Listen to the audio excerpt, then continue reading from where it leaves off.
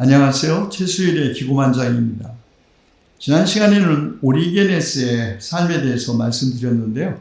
오늘은 그의 원리론을 소개하려고 합니다. 오리게네스는 사도시대 이후 교회의 가장 위대한 스승으로 불렸습니다.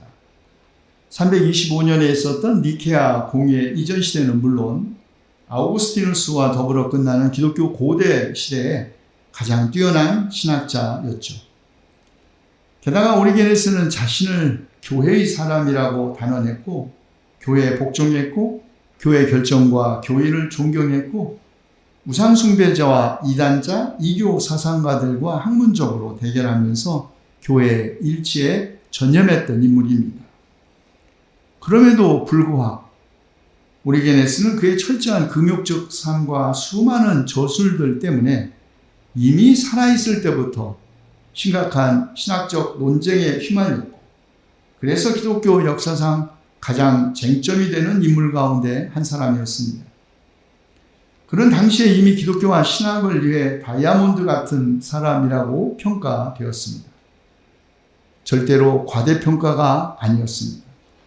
그는 고대 기독교의 성경 주석에 대한 체계적 학술의 기초를 놓았고 수도제도의 선구자였습니다.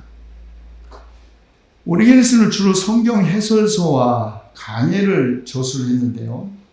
이단 시비에 몰리는 바람에 그의 수많은 저술들이 소실되었습니다. 특히 543년 자신이 교회의 교사라는 그런 경건한 망상에 사로잡혔던 로마 황제 유스티니아누스가 오리게네스를 단죄한 후 대부분의 저서들을 몰수하여 없애버렸고 발행을 금지시켰습니다. 그러나 최근에 카이로 근처 투라의 옛 채석장에서 파피루스에 쓰인 오리게네스의 저서들이 발견되었는데, 이 파피루스들은 성 아르세니오 수도원의 수도승들이 당시 제국 경찰의 단속을 피해 몰래 숨겨둔 것으로 추정됩니다. 방대한 저술을 남겼지만 우리말로 번역된 지금까지 오리게네스의 책은 아마 한 3권 정도 아닐까 생각합니다. 하나는 한국연구재단이 지원해서 출판된 원리론이고요.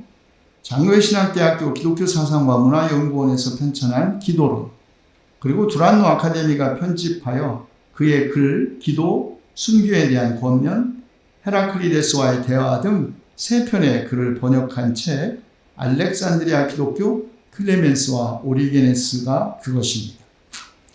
그런데 오리게네스가 죽은 후, 그러니까 4세기 말 그에 대한 신학적 논쟁의 중요 표적이 된 책은 그의 원리론이었습니다. 이 책 때문에 오리게네스는 한편으로는 모든 정통신학의 아버지라는 칭호를 얻었지만, 동시에 다른 한편으로는 역설적이게도 모든 이단들의 아버지라는 상반된 칭호를 동시에 얻었습니다. 도대체 원리론이 어떤 책이기에 이렇게 극단적으로 상반된 평가를 받는 것일까요? 원리론은 대략 220년과 231년 사이에 저술된 것으로 평가받는데요. 오리게네스는 이 책에서 기독교 신앙 고백과 관련된 핵심적인 문제에 관해 여러 답변을 시도하면서 그리고 자기 자신의 생각을 솔직하게 드러내고 있습니다. 저자가 염두에 둔 이 책의 독자들은 당시 교양 있는 기독교인들, 또 기독교 신앙의 철학적 관점에 관심 있는 비기독교인들, 또 영지주의자, 이교도 철학자들, 특별히 구약성경과 신약성경의 관계를 논쟁하는 기독교인들이었습니다. 오리게네스가 그의 원리론에서 신앙의 모든 문제를 다루지 않기 때문에 이걸 교의학이나 혹은 신학 대전에 비할 바는 아니지만, 오리게네스는 그의 책 원리론에서 삼위일체, 창조와 타락, 천사론, 또 구약과 신약 성경의 연속성, 부활과 심판, 인간의 자유의지론, 사탄론 등의 주제를 다루고 있고, 그 가운데서 오늘 우리는 성경을 어떻게 읽고 이해해야 하는가라는 오리게네스의 주장을 살펴보려고 하는 것입니다. 그것은 성경이야말로 기독교 신앙의 근원이고, 성경을 어떻게 이해하는가 하는 문제는 예나 지금이나 기독교 신앙의 본질, 곧 정통과 이단, 진보와 보수, 참과 거짓을 구별하는 중요한 기준이기 때문입니다.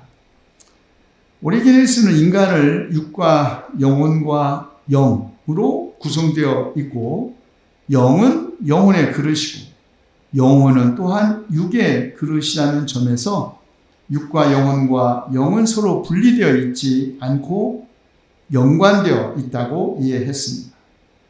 인간 존재의 이런 삼중적 관계를 오리게네스는 성경 이해에도 적용해서 성경의 육은 성경을 문자적으로 해석하는 것이고, 성경의 영혼은 문자에 있는 보이지 않는 의미를 찾는 것이고, 성경의 영은 신비에 감추어져 있는 하나님의 지혜를 깨닫게 한다고 합니다.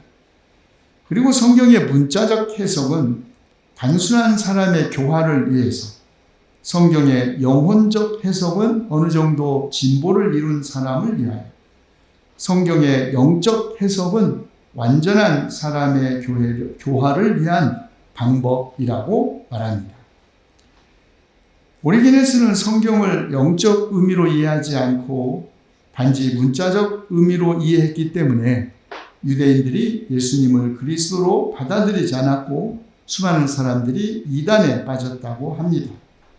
그래서 오리게네스는 성경의 영적 해석, 즉 알레고리칼, 우의적 해석 방법을 제시했고, 이로써 오리게네스는 비판적 성서 신학의 아버지가 되었고 성경 해석사의 한 획을 그은 인물이 되었습니다. 그리고 지금도 성경을 문자적으로 이해해서 자신이 신앙이 없는 사람이거나 위선자가 아닌지 회의하고 불안해하는 기독교인들에게 귀감이 되고 있는 것이죠. 여러분은 오리게네스처럼 성경을 오직 문자적으로만 받아들였다가 후회하는 일이 없기를 바랍니다.